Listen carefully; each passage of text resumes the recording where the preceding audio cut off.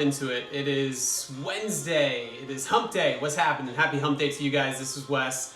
And I'm just here. I want to try and offer up a space for you guys to maybe get some answers to some questions that you have had. I had a bunch that came through earlier off of the IG live post that I made, and I want to answer those, but I also want to see any of the ones that come in right now. And Elle has one. Oh, Nina. Ah, there you are. How would you recommend somebody who wants to run and get faster? Like little drills. Great question, Nina. So the goal is to get faster, right? I think for the first thing that you always have to focus off is like, what type of base are you going to have? And I think having a big base of work, even just slower aerobic work, is really, really important. One thing that I think prevents people from running faster is that they try and run really fast for a really, really long period of time. And I don't think that that's necessarily always the way to go. I think the best thing to do is build up a really good endurance base and then pick and choose your times to really be running fast. That for me all relies on program design. So I look at 1 to 2 high intensity workouts a week, and then I always make it shorter rather than longer. So my thought is this, that if you want to get faster, you got to run faster. And most people are usually running in like what I would consider a gray zone between not easy and not hard. They're running in that in between where it's like, it kind of hurts, but I can stay here for a little while. So my thought is that your program design each week, 80% of it should be that really easy stuff, meaning like 3 to 4 runs per week should be just like super chill, relax. I could talk the entire time. Maybe you're wearing a heart rate monitor during those times. And then the other 20% of the time, maybe 2 workouts per week, that's where you really get after it and go really, really hard. I hope that helps, but the program design is a big thing behind it.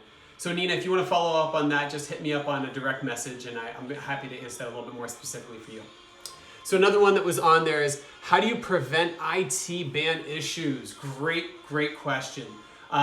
So IT band issues, first and foremost, are an overuse injury.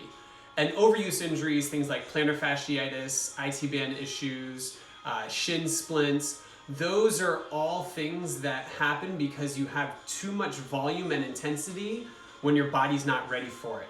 So what I would always recommend for people is that when you are getting into a running program, you start easier. Now I know in this period of staying at home, for a lot of people, their only respite is getting outdoors and going for a run. And we got a lot of people that are running that haven't run that much in the past. So I would absolutely recommend for those people, start off slower with less volume and let it build up. If you do get one of those overuse injuries like an IT band friction syndrome, I would really look at what's causing the pain rather than the actual symptoms. So when you look at the IT band, it's this really dense band of connective tissue on the outside of the leg, goes from your hip all the way down to your knee, and that IT band provides lateral support of the thigh. That muscle is really highly influenced by that IT band is really highly influenced by the muscles of your hip. So your hip flexor, your gluteus medius, which is your lateral hip muscle, and then your gluteus max, which is the back hip muscle. The tighter those muscles, the tighter the IT band is going to be. So I would highly suggest that if you're having IT band friction syndrome, and by the way you'll know if you're having IT band friction syndrome is that it will hurt in the first 30 degrees of range of motion. We like to call that our painful arc for IT bands. So think about it as that first knee bend. Like right just foot barely getting up off the ground. Maybe what I'll do real quick, so you can see the range of motion that I'm taking you guys through there. Try and take this to a vertical view. Let's see if this works. Sorry, my tripod might be a little temperamental for a second. There we go.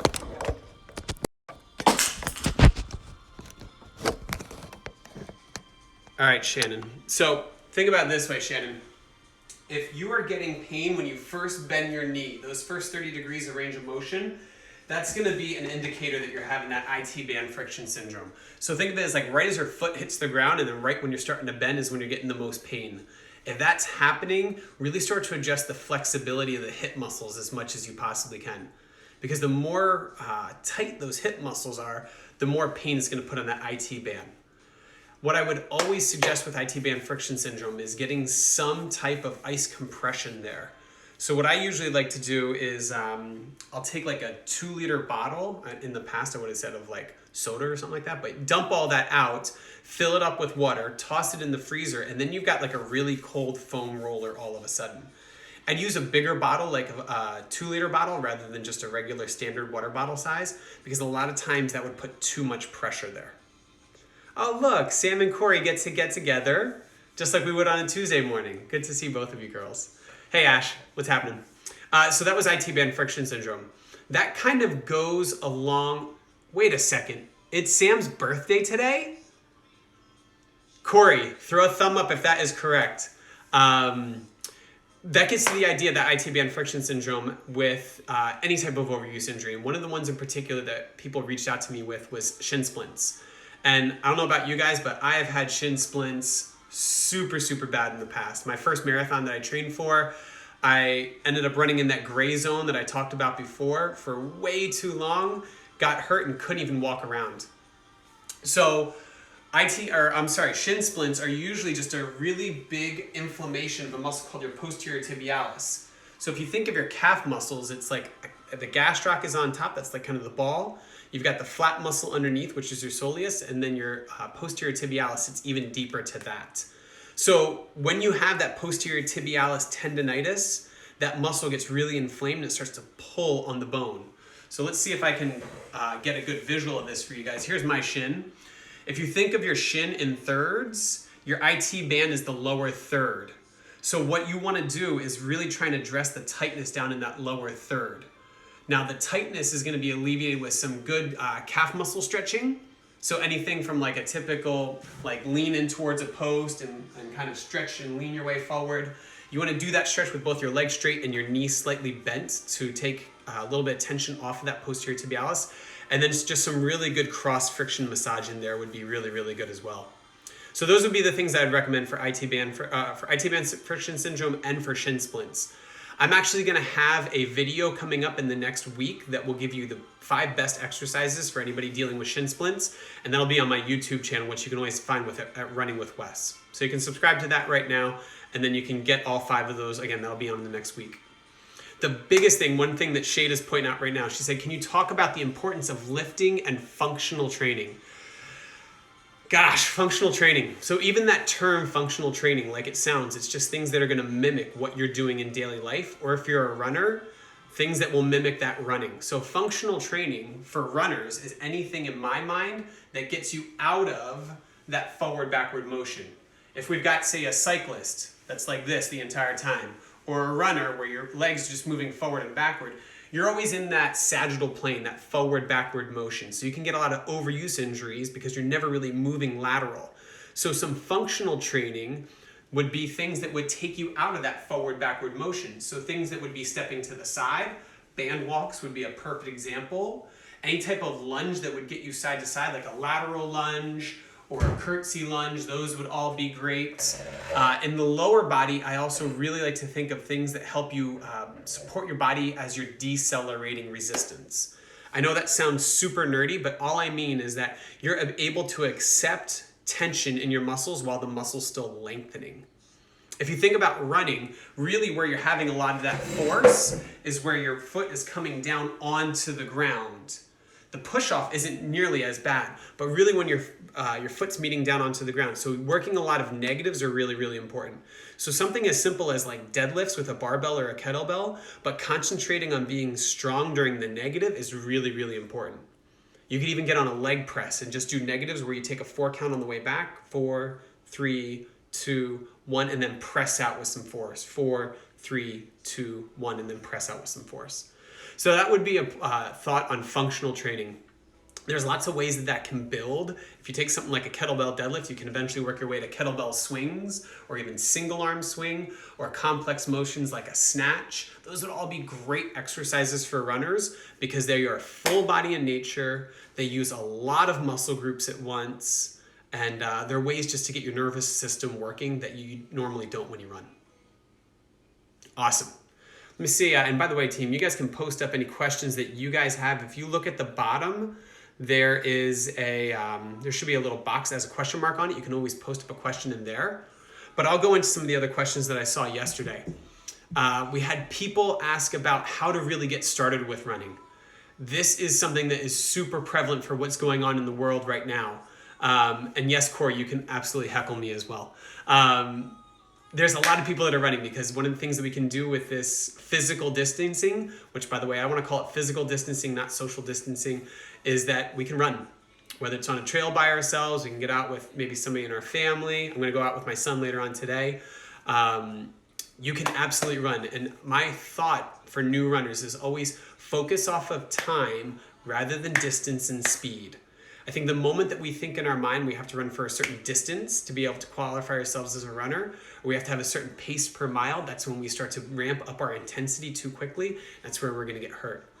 So I can give you guys a little bit of ideas individually, or I can even put some stuff together for you, but focus off time at the beginning.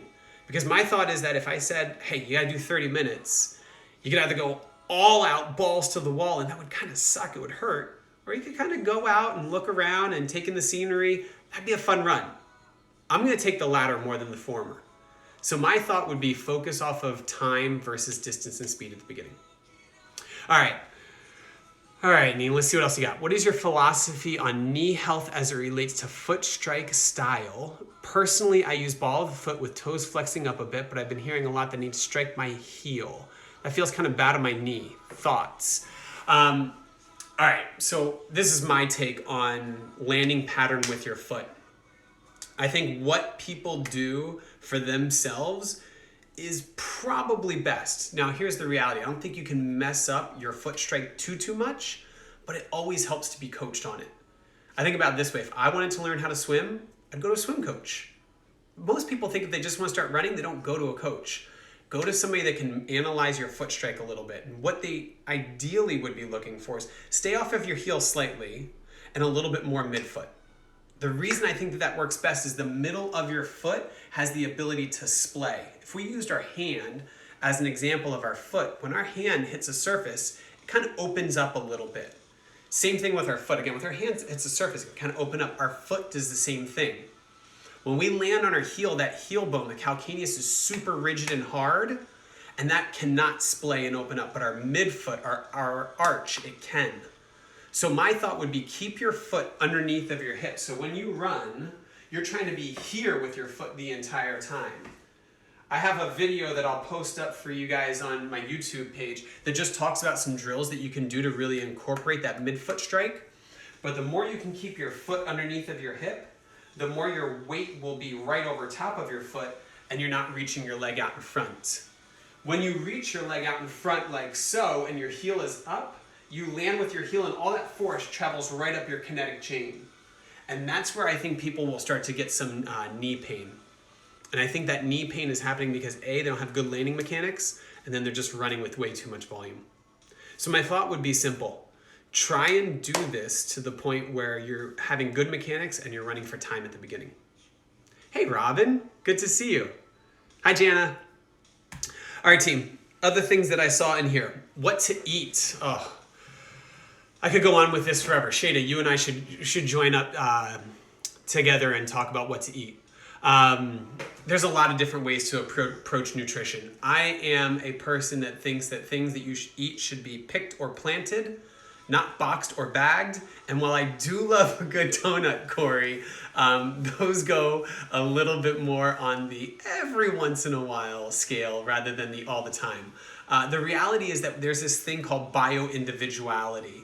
And bio-individuality just means that our bodies are unique to us and nobody else. Now, the reason that that is important is that I could tell you what to eat, or I could tell you at least what I eat, and that doesn't mean that it's going to work really, really well for you. So I think experimentation is important. Now, with bio-individuality, I think it's also important for you to find things for yourself that kind of work with your body. So experiment a little bit. Like I've experimented for the last year with intermittent fasting, whether it was 16 hours or 12 hours, I've kind of found for myself 14 hours works really, really well. I've experimented with what types of grains work well on my body. There are times where I'm like, okay, I'm gonna have more dairy and I just realized I can't do that at all. Or there are times where I'm gonna have more carbohydrate earlier in the day and a little bit more protein later in the day. I think what you need to do is experiment for you in a way that works best. For those of you that are really getting into running, I would suggest using your long runs that you might be doing either every week or every other week, use them as dress rehearsals for a race that you might be training for in the fall. So if you're gonna do a long run on a Saturday, practice on Wednesday, Thursday, and Friday what to eat so you feel really good for Saturday. And that is one thing that I have found that's worked for me. When it comes time to carb load before a long run or a race, I don't wait for the night before. Because if you're gonna take in all those carbs, especially if they're donuts like Corey would do, they would just sit in your gut the entire time, and that is just not gonna feel good. You're not gonna be able to unload all that carbohydrate with just a 12-hour window between dinner on a Friday night and a long run on a Saturday morning. So for me, my carbohydrate load always starts on a Wednesday, and I'd add 1 extra serving Wednesday, 1 extra serving on Thursday, 1 extra serving on Friday, so that it's just a progressive build up each day. Awesome. Team, anything else you have? I mean, we've been going for about 20 minutes, and I think that's a good duration right there. Oh, Shada. Also to add, women are different than men. We have hormones that male bodies don't, and therefore they function very differently. Most studies have been done on men. Great point, kiddo. And I think to your point, Shada, I think all of this is just, it's trial, right? I think having somebody to step you through some things that could work for your body, but most importantly, somebody that can read the cues and even some of the data that's coming out of your training and say, this is obviously working and this is not working, and can adjust that program for you, whether it's nutrition or running or strength. That's an important thing. So whoever it is, make sure you have somebody on your side that's helping guiding you through that as much as possible. Team, that was awesome. I'm hoping to do this a little bit more, but I want to get a little bit more specific with each of these. Are you doing any one-on-one work? Yes, Robin, you can direct message me on that. I'd be happy to reach out to you. We can coordinate something we can just coordinate something individually. So again, I'm looking to make this a little bit more specific each time. So I want to do it in the sense of a series. So maybe one time we dive really deep into just nutrition. And then the next time we dive really deep into sleep and regeneration, which I have a ton to say when it comes time to sleeping really well and how you guys can do that effectively. One time we can dive into exercises that are really good to recruit your glute muscles, because so many of us, especially now that we're just doing this work from home thing, we're sitting down, and this chair right here, you know what it is? It is a cast for your ass. That's right. When you sit down, you are literally turning your glute muscles off. This is a cast for your ass. It does nothing more than tighten your hip flexors and weaken your glutes. So maybe even getting some exercises that can kind of loosen up those areas would be a good one to dive into. What I'd love to hear from you guys is, what things do you want to hear? So you can always drop something in here. Yeah, Michael, that makes perfect sense, buddy. Everybody's getting a lot more sleep. I think we're really realizing the value of sleep right now. It's been nice not to have an alarm, that's for darn sure. So if you guys have things that you want to see in particular, hit me up with a direct message. I will open up maybe a little bit of a poll on one of my next Instagram story posts, so you guys can just reply to that. And then what I'll look is every couple days I'll do another one of these for 15 or 20 minutes. I'll always save them and put them right into my story as well. And then I'm going to take these and even post them up to my YouTube channel with just an extra little playlist for any of you guys that want to come back and revisit them. So they'll live forever. They'll live in perpetuity. They'll live long after I am gone. Mobility Corey, you went uncasting my ass. I can do that for sure. Sammy says, when doing long runs, when training, how much slower than race pace should I be running?